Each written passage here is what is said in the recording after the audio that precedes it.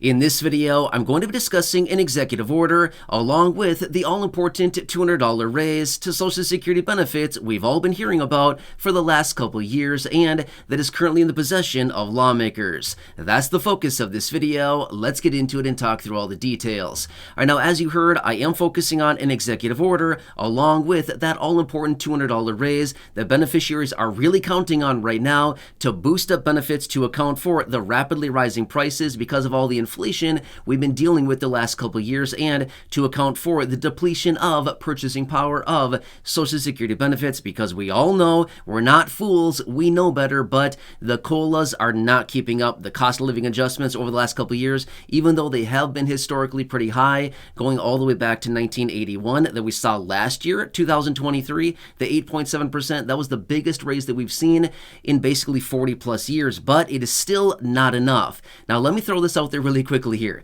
Do you think it's kind of funny how everything coming out right now is saying, oh, we need more, higher prices on everything, higher everything, but yet when it comes down to the $200 raise, I don't know if it's just me or not, but I think it's funny. The $200 raise has not been boosted up yet. I don't know. It seems kind of interesting that everything else is jacking up prices on everything, but yet when it comes down to raising benefits, they still stick at $200 a month. I don't know. To me, it would seem like, shouldn't it be more like, I don't know, 250, 300, 350, 400 or something like that to, again, account for the rapidly rising prices and how much more beneficiaries need right now? I don't know. To me, it would seem like, why wouldn't we raise that up as well, right?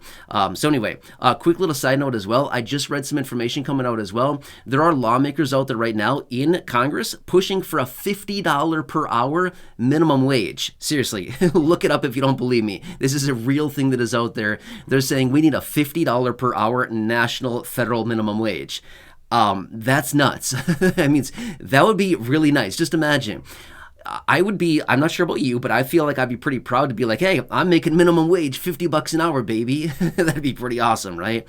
Anyway, sorry, I digress for a second. But again, I just want to throw out that really quickly saying, it's interesting how this $200 raise has not budged in literally 4 years, but yet everything else, prices have gone up a lot, like 20, 25, 30, 50%, 100% in some cases on some items. Yeah, it's nuts, right?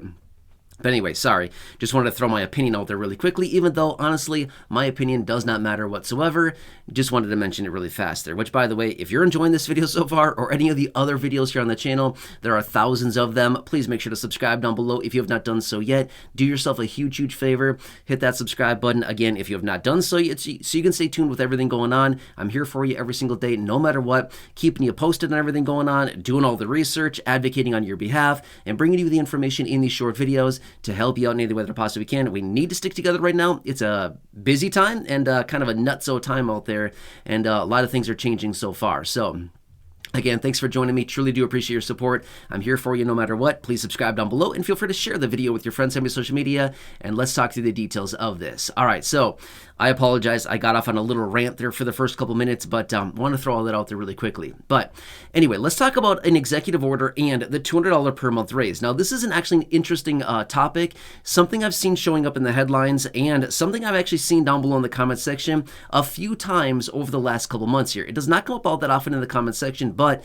believe it or not, I've seen it in the headlines, and I thought this is actually a very good topic. I should probably talk about this because there's actually a distinction between a $200 per month raise and executive orders to monthly benefits. Now, let me explain the details about this. So the big question coming in is, first off, are they going to pass the $200 per month raise for beneficiaries? By the way, that is out there in the possession of lawmakers right now. They have it out there.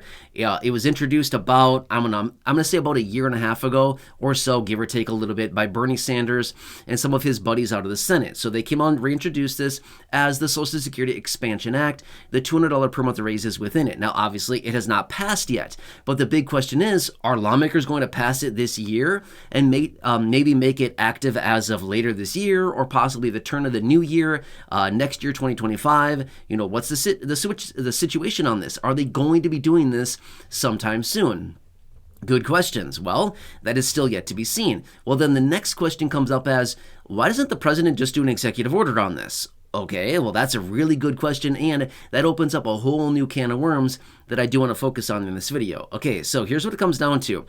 Anytime that we are talking about any reform of any kind, any reform changes to Social Security, it is not one of these things that can be done through executive order. Now, when it comes down to executive orders, yes, there are a lot of things that can be done through executive order. However, in general, most administrations don't just go across and just issue executive orders for everything in the world, a lot of different policies and things that they want, simply because the traditional way is to pass it through Congress. That's the traditional way to get things done, right? Pass it through the House or through the Senate, whatever one starts first, generally doesn't matter. Basically, whoever comes up with the legislation, they pass it through the chambers, and then they go through the debate process, the amendment process, the voting process, and if it gets any amendments in either of the chambers, after it's been passed by one of the others, it goes back and then gets passed again, and then it goes to the president and finally gets a signature, turning it into law, right? So this is a traditional process. It takes a very long time, but this is how most pieces of legislation are passed through, right?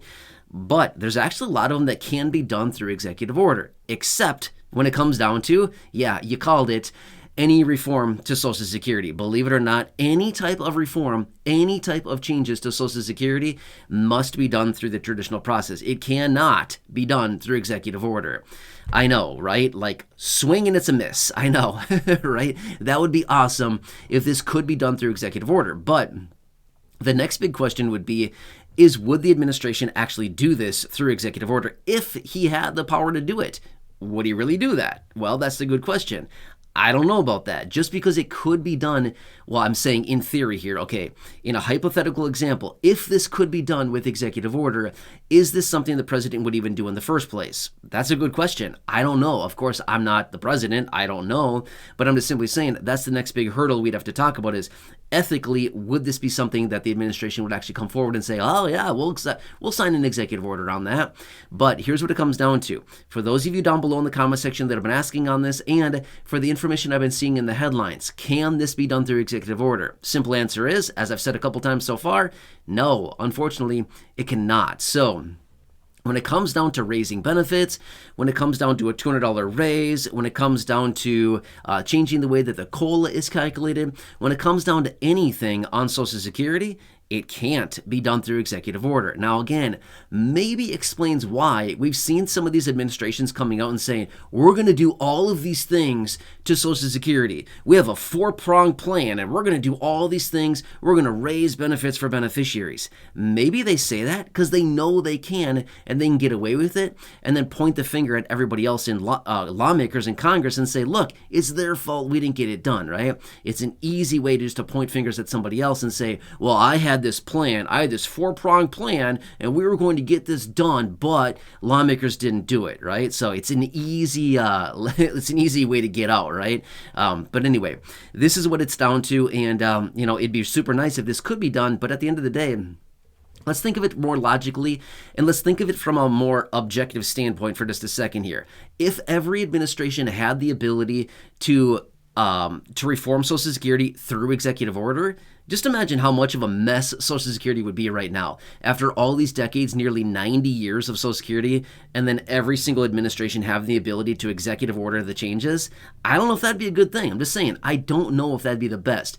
It probably is the best solution to only get this done through lawmakers and through the traditional process of passing legislation, right? So anyway, want to answer this for you really quickly. I hope this helps you out. And again, I apologize about that little rant at the beginning. Hope you found it to be a little bit entertaining at least.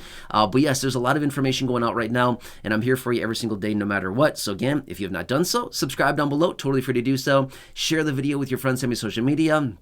There's a share button right down below as well. Otherwise, go back and check out any of the other thousands of videos here on the channel, including the thousands in the video library, the ones I've hand selected for you down below in the description, and at the top of the comment section, there's a pinned comment there as well. Enjoy your day, take care, have a good one, and I'll catch you again later.